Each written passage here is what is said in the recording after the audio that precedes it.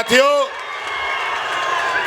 आप सबको मालूम है हमारे गांव देहात में, रुको थोड़ा शांति, यहाँ महिलाएं लोग हैं, भाई लोग थोड़ा शांति बनाओ। अरे अच्छी बातों को सुनो और कैसे जवाब दोगे हमारे विपक्ष को?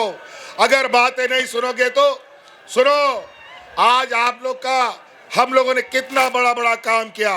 आज देखो महिलाओं के खाते में 1,000 रुपया जा रहा है कि नहीं जा रहा है? माताओं बहनों बताइए।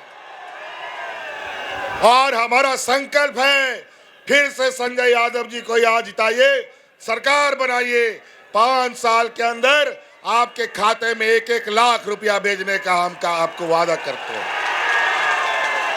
और साथियों, कई ऐसी चीजें हैं, आज हमारे गरीब गुरुआ लोग अपना दुख तकलीफ में महाजनों से उधार लेते हैं, कर्जा लेते हैं। कभी बच्चा का स्कूल का फीस भरता है, कभी इलाज कराता है, कभी बिजली का बिल भरता है। और बिजली का बिल नहीं भरने से कोर्ट कचहरी पुलिस थाना हो जाता है। आपका ये बोझ, सारा का सारा बोझ आज हमने अपने कंधे पर लिया। आपका सारा बिजली का बिल हमने माफ कर दिया। बिजली का बिल माफ हुआ कि नहीं? हो गया। चलिए, आपको हल्का लगा, बोझ हल्का हुआ, चलिए कितना बड़ी बात है। और इसीलिए साथी, आज आपके दुख तकलीफ को हमसे ज्यादा ये भाजपा का लोग नहीं बता सकता, ये व्यापारी गुजराती लोग नहीं बता सकता। ये लोग देने वाले लोग नहीं है, ये लोग खून चूसने वाला लोग है। इससे बच के रहने का काम करना है। आज ये लोग झूठ का जुमला जहां तहां बड़े बड़े नेताओं के माध्यम से बोल रहा है। ये लोग आज के हमारे हिंदू मुस्लिम सिख ईसाई भाइयों के बीच में सांप्रदायिक तनाव फैलाना चाहता है। आज ये कहता है कि बटेंगे तो कटेंगे। झारखंड में ना कोई बटा है, ना झुका है, ना टूटा है, लेकिन इस लोकतंत्र में वोट के माध्यम से इनको कूटना जरूरी है, याद रखिएगा। तो साथियों, कई ऐसी चीजें आज आप सब लोगों को इस लोकतंत्र के पर्व में बढ़ चढ़ करके हिस्सा लेना है।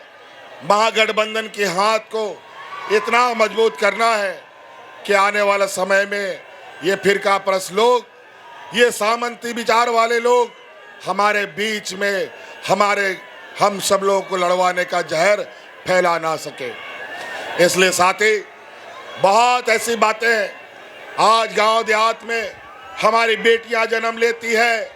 बेटी को हम लोग बोझ समझते हैं, लेकिन अब ये करना बंद करना है।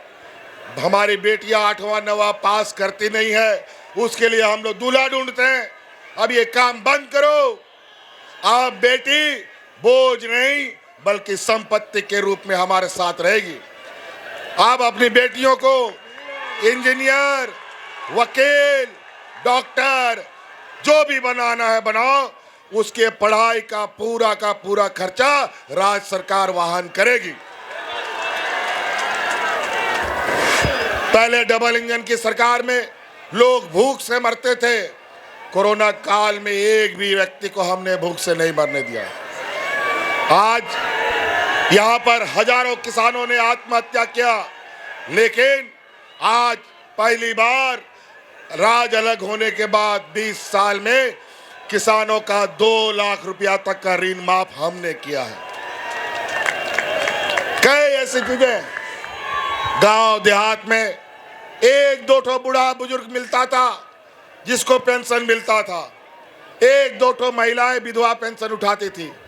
हमने देश में पहला ये राज बनाया जहां इस राज्य के सभी बुजुर्ग को पेंशन मिलता है और सभी विधवा महिलाओं को पेंशन देते हैं।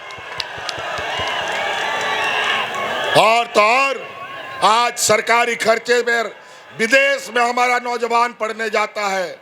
आज ये देश का पहला राज है जहां हम अपने कर्मचारियों को बुढ़ापे का लाठी, उनका पुराना पेंशन देने का आज हम काम कर रहे हैं। ये लोग तो ये बुढ़ापे का लाठी भी छीन लेते हैं।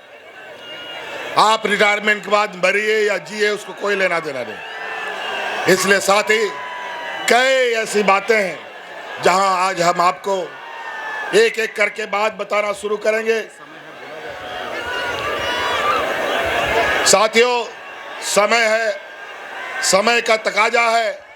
आप हमेशा याद रखिए, आदिवासी, दलित, पिछड़े लोगों को हमेशा इन सहमंत्री लोगों ने सताया है, चाहे लालू यादव हो, चाहे शिबू सोरेन हो, चाहे वो हेमंत सोरेन हो। आज आपको पता है, इन लोगों ने मुझे जेल तक डाल दिया।